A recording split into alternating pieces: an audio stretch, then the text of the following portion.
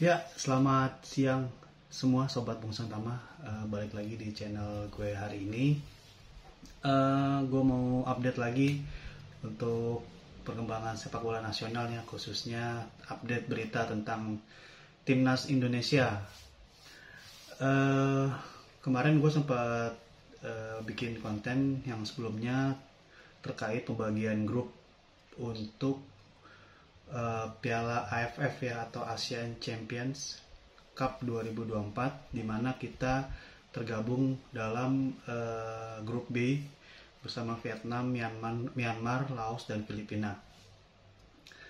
Yang sempat gue singgung juga bahwa untuk timnas kita agar nanti dipisah ya, artinya untuk nanti event AFF itu sebaiknya tidak perlu menggunakan pemain terbaik kita gitu. Nah, jadi untuk Piala AFF atau Asian Cup ini memang nanti akan dimainkan pada fase tandang kandang ya. Jadi di grup B ini tuan rumahnya Vietnam, tapi nanti pada saat babak penyisihan itu 2 kali tandang 2 kali kandang gitu ya. Nah, kita itu kebagian 2 kali kandang pada saat melawan Laos dan Filipina, atau Laos dan Myanmar, gue lupa. Nah, itu kita kebagian bermain di kandang, dan 2 pertandingan lainnya melawan Vietnam itu kita akan bermain tandang di Hanoi gitu. Nah, untuk update perkembangan diaspora, yaitu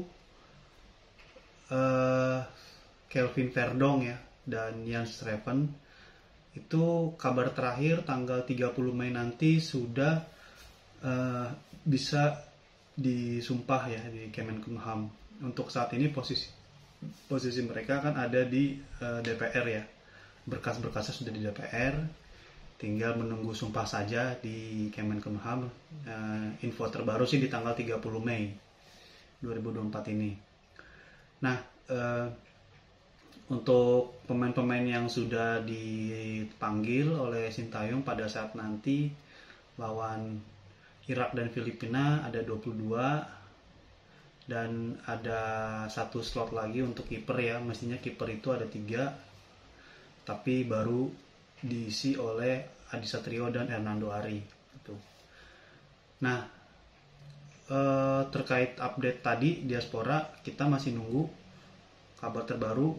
Semoga Kelvin Verdong itu dan juga Jens Schreven sudah bisa disumpah, dalam artian agar bisa segera juga memperkuat timnas di ajang lanjutan putaran kedua ini ya. Nah, ngomong-ngomong untuk Kelvin Verdong ini, memang posisinya itu dia di bek kiri. Jadi sebetulnya kita sudah sangat numpuk ya di bek kiri. Ada Patinama, ada Arhan, kemudian Nathan juga bisa di situ gitu. Sekarang tambah lagi Kelvin Verdong ya. Bermain di Eredivisie, pemain inti, bermain di NEC atau Nets Jimengen kalau nggak salah nama timnya, di Eredivisie di papan tengah. Dia bermain reguler dan bermain sebagai bek kiri ya. Usianya 26-27 tahun, dan juga kualitasnya bisa dikatakan cukup bagus ya, karena bermain inti di sana gitu.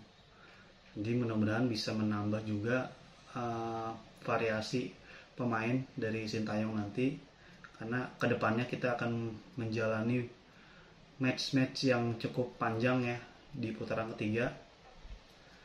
Dan satu lagi ada di Jens Schreven, ini posisinya striker ya.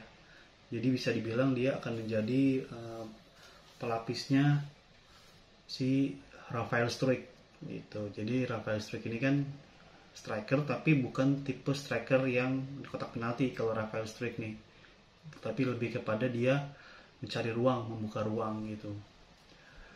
Nah, si Jens Schreven ini juga masih muda, masih 18 tahun, yang nanti juga akan diproyeksikan untuk bisa memperkuat juga timnas U20 ya, untuk babak atau persiapan kualifikasi Piala Dunia U20 yang akan bermain di tahun 2025.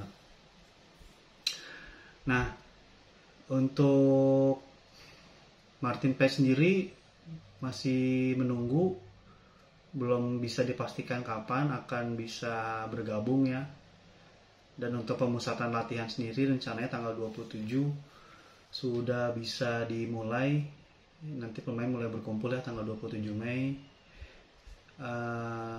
Sen Patinama juga, pemain-pemain dari luar beberapa sudah tiba, seperti Sen Patinama sudah berada di Indonesia. Kemudian Jordi Amat juga akhirnya bisa balik lagi memperkuat timnas. Itu terlihat ketika dia memposting ya, amat senang, artinya dia cukup bahagia ya bisa balik lagi membela timnas. Dan ini juga bisa menjadi satu opsi juga buat Sintayong ya, karena Jordi Amat ini kan salah satu pemain angkatan pertama diaspora yang cukup banyak pengalamannya ya, terutama di liga-liga luar gitu. Jadi Jordi Amat juga dipanggil. Kemudian pemain-pemain lain terlihat masih belum ada kabar ya, artinya belum bisa dipastikan kapan akan merapat ke Indonesia. Tapi yang jelas tadi gue update untuk perkembangan Kelvin Verdong dan Jan Schreven, tanggal 30 ini sudah dijadwalkan akan disumpah di Kemenkumham, sehingga ketika itu sudah dilaksanakan nanti, sudah sesuai rencana, maka sudah sah menjadi warga negara Indonesia dan sudah bisa memperkuat timnas Indonesia di ajang-ajang resmi ya. Tuh. Untuk timnas Piala AFF nanti belum ada info kapan akan dibentuknya. Nanti akan kita update lagi terkait timnas untuk AFF ini kapan akan dibentuk ya. Tapi gue lihat dari komen-komen yang dari konten gue sebelumnya, di komen-komen sebagian netizen memang sependapat ya, artinya mereka juga menginginkan tim yang bermain tuh tim muda gitu, atau memberikan jam terbang kepada pemain-pemain Liga 1 untuk bisa dimainkan lah di level ini gitu. Karena memang sih kita istilahnya kita sudah bisa bersaing lah di level Asia ya, sudah bisa bersaing juga di level U23 kancah Asia. Tapi ada juga yang beranggapan bahwa ketika tim Indonesia ini sudah bisa bersaing di Asia, ya harusnya di ASEAN juga ada legitimasi. Artinya ya buktiin dong kalau memang tim lu bisa bersaing di Asia, ya lu juarain dulu nih event ini biar nggak penasaran gitu. Di event ASEAN ini kan belum pernah juara nih timnas kita, mentok aja di final kan 5 kali. Dalam 5 kali itu kita kalah berturut-turut di final. Artinya kita mungkin ada beberapa pemain, dan mungkin Sintayong juga, andai kata ini Sintayong nanti yang pegang, mungkin dia juga biar menghilangkan rasa greget gitu, harusnya bisa Indonesia ini meraih juara di event AFF ini atau ASEAN Cup ini gitu. Dan gue rasa sih sah-sah aja kalau kita berharap bisa juara ya, atau kita udah sering masuk final gitu.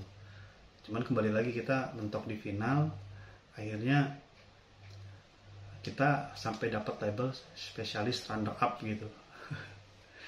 Ya semoga aja tahun ini menjadi milik timnas kita nih, meskipun kita belum tahu pemain-pemain yang akan turun ya. Tapi kalau kayak diaspora, mungkin kayak Rafael Struijk yang bukan pemain inti, atau Ivar Jenner yang bukan pemain inti, mungkin aja bisa bermain ya.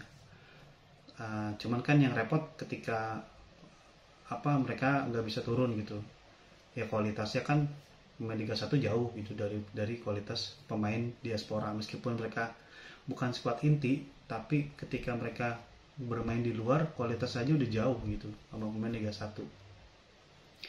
Cuman gak ada salahnya juga ketika tim ASEAN, timnas Indonesia yang bermain di ASEAN ini lebih dioptimalkan dari pemain-pemain muda. Karena kalau misalnya nggak perlu tim terbaik, karena nanti harus benar-benar kita harus ada yang kita prioritasin, yaitu putaran ketiga nanti. Insya Allah kalau kita lolos putaran ketiga, ya kita lebih prioritasin itulah putaran 3, karena itu kan lebih dekat kita menuju Piala Dunia ya. Kalau ASEAN ini kan 2 tahun sekali lah kita masih punya peluang. Setiap 2 tahun pemainnya juga kan sebagian besar juga pasti ada yang ganti. Jadi seperti itu Sobat Garuda, di channel gue Bung Santama. Sedikit tadi update tentang Kelvin Verdong dan Jens Steffen yang akan disumpah rencananya tanggal 30 Mei. Dan mudah-mudahan setelah itu mereka juga bisa bergabung ke pemusatan latihan yang dijadwalkan hari Senin ya, tanggal 27 sudah mulai. Dan untuk event ASEAN Cup kemungkinan belum ada update lagi untuk pemain, karena eventnya juga masih lama ya, di November gitu. Oke, terima kasih Sobat Bung Santama atas perhatiannya. Kita ketemu lagi di konten berikutnya. Assalamualaikum warahmatullahi wabarakatuh.